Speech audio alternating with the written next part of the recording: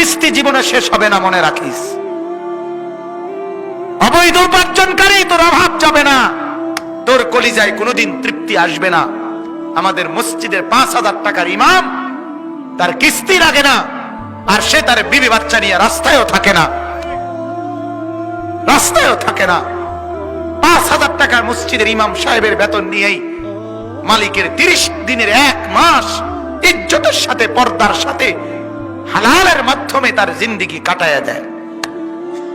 এক ওয়াক্ত নামাজও ছোটে না।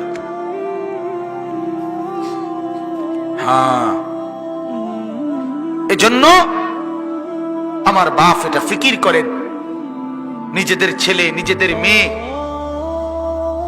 তাদেরকে আপনি এমন পথে চালাবেন যে পথে তারা বৈধ উপার্জন করবে, বৈধ উপার্জন করবে। আমার এই বয়স আজ 15 বছর হয়, 15 বছর আমার আল্লাহ পাকের শুকর, মালিকের দয়ায়, আল্লাহর কথা, এই ওয়াজ মাহফিলে কিছু বলার তৌফিক আল্লাহ দিয়েছেন। আজ 15 বছর চলে। আমার মা এখনো আমার মা আমারে মাঝে মাঝে বলে, বাপ আনিস, চাইও কারো কাছ থেকে টাকা পয়সার জন্য কোনো মনোমালিন্য করো না। এই কথা আজও বলে। ছোট্টবেলার থেকে যে বুঝ নিয়ে বড় হইছি, আজও সেই বুঝ নিয়েই আছি।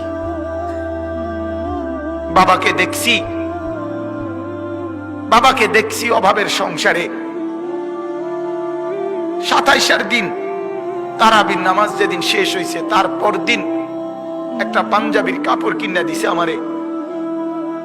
ঈদের দিনও সকালবেলা, আমি ঈদের দিন, আজ ঈদ ফজরের নামাজ পড়ে আমি টেইলারের দোকানে দাঁড়ায় ছিলাম। আমার পাঞ্জাবিটা তখনও সেলাই হয় নাই। আমি ঈদের নামাজে যাব কিভাবে? আমি সেই অভাবের সংসারে বড় হয়েছি।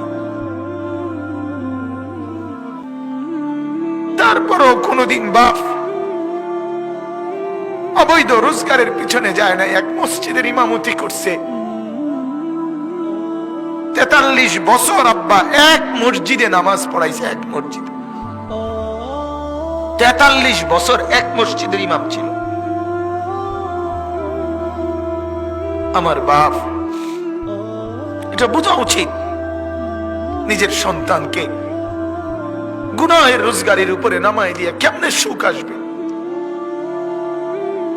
নিজের ঘরে হারামের, সুদের টাকা, ঘুষের টাকা, চুরি টাকা, ডাকাতির টাকা, ওজনে কম দিয়ে ঠকবাজি করে, প্রতারণা করে, মিথ্যা বলে, ধোঁকাবাজি করে, নেশার সামানা বিক্রি করে, মদের উপকরণ বিক্রি করে, জুয়ার সামগ্রী বিক্রি করে, মানুষকে ঠকাইয়া, প্রতারণা করে, মিথ্যা বলে যে টাকা আপনি ঘরে আনলেন, আপনি অনেক মানুষকে কষ্ট দিয়ে আপনার ঘরে সুখ আসবে কেমনে